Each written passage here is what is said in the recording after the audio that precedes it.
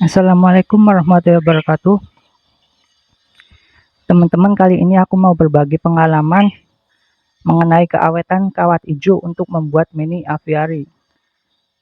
Karena aku lihat banyak orang yang bertanya, sebenarnya si kawat ijo ini kuat atau tahan berapa lama sih ketika dibuat mini aviary gitu.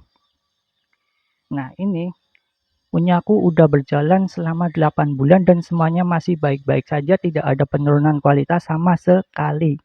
Jadi menurutku si kawat ijo ini sebenarnya juga udah lumayan awet gitu.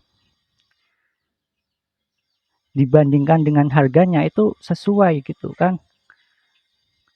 Ya mungkin akan lebih awet kawat galvanis yang warna silver atau warna putih itu yang dijual di toko bangunan, cuma harganya itu terpaut jauh dengan si kawat ijo ini gitu kan.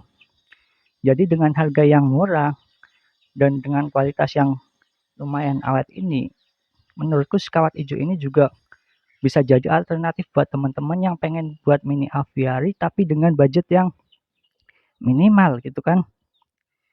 Nah, ini aku tunjukin keadaan kawat ijoku selama 8 bulan ini.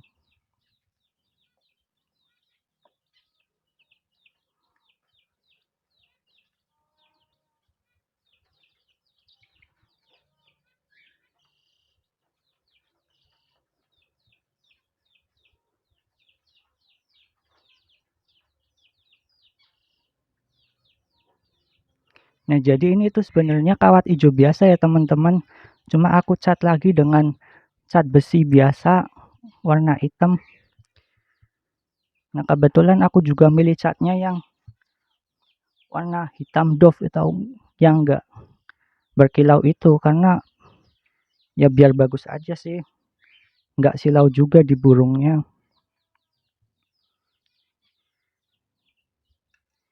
Nah, jadi buat teman-teman nih yang masih ragu menggunakan kawat ijo, aku kasih dua alasan kenapa kawat ijo itu enggak awet.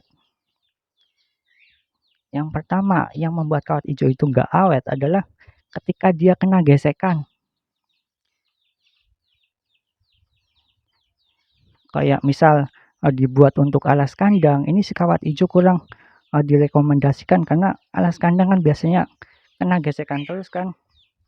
Kayak keinjek-injek hewan, entah itu ayam atau dan lain-lain, itu akan membuat si kawat ijo ini enggak awet gitu. Karena terlalu sering kena gesekan. Sebenarnya aviariku ini juga aviary mini ya, bukan aviary beneran. Aviary miniku ini juga sering buat manjat kucing gitu, buat keluar masuk rumah. Cuma masih awet sih kalau menurutku. Karena nggak terlalu sering-sering juga.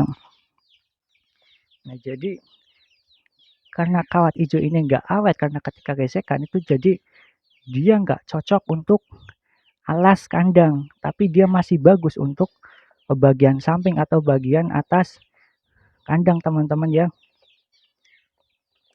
Nah, yang kedua yang membuat kawat ijo ini nggak awet adalah ketika dia bersentuhan langsung dengan tanah. Nah, makanya ketika teman-teman mau bikin mini aviary itu baiknya teman-teman buat ini seperti itu.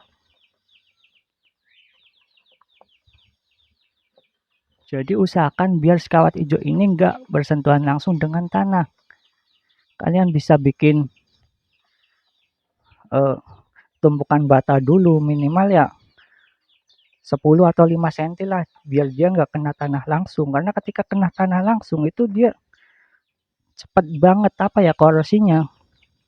Walaupun dia dicat kayak apa juga, ketika dia bersentuhan langsung dengan tanah itu dia cepet banget korosinya dan akhirnya dia cepet jebol gitu. Jadi itu ya tadi teman-teman yang membuat kawat ijo cepat rusak itu sebenarnya karena dia sering kena gesekan. Itu yang pertama. Yang kedua, dia bersentuhan langsung dengan tanah. Jadi ketika dia nggak bersentuhan langsung dengan tanah, misal dia dipakai buat bagian samping dan bagian atas itu masih sangat awet sekali. Apalagi ketika ditambah dengan cat seperti ini, itu dia bisa awet sekali sih. Dan aku bisa jamin ini bisa tahan sampai 1 tahun nanti ke depan. Nah, mungkin teman-teman bertanya, ini udah 8 bulan kok tanamannya masih belum ada gitu kan. Tuh. Masih sedikit sekali karena apa? Ya karena ini bonus ya, bonus satu tips buat teman-teman. Ketika mau bikin mini aviary itu sebaiknya ketika aviary kalian udah jadi, hal pertama yang harus kalian lakukan itu kalian menanam pohon dulu gitu. Menanam pohon dan pastikan pohon kalian tumbuh dulu. Jangan berbarengan dengan memasukkan burung. Misal kalian hari ini nanam pohon, terus hari ini juga kalian masukin burung, itu kurang bagus karena si pohon itu belum tumbuh, belum pulih atau belum menyesuaikan dengan lingkungannya. Itu ketika langsung dimakanin sama burung itu dia rawan sekali mati gitu. Mau sekuat apapun tanamannya ketika baru ditanam, terus udah disikat atau sudah dimakanin sama burung-burung, itu pasti akan mati teman-teman. Jadi minimal sebelum kalian masukin burung itu pastikan kalian sudah menanam pohonnya sebulan sebelumnya untuk memastikan tanamannya sudah tumbuh dengan subur gitu.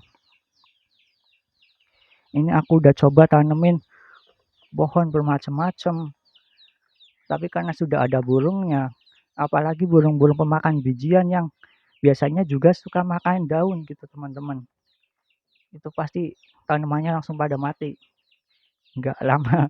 Apalagi ketika burungnya banyak gitu kan. Oke, mungkin cukup sekian dulu ya teman-teman, karena ini aku lagi jemur baby iguana, takutnya dia kepanasan, aku mau pindahin dulu. Sekian, semoga bermanfaat buat teman-teman. Wassalamualaikum warahmatullahi wabarakatuh.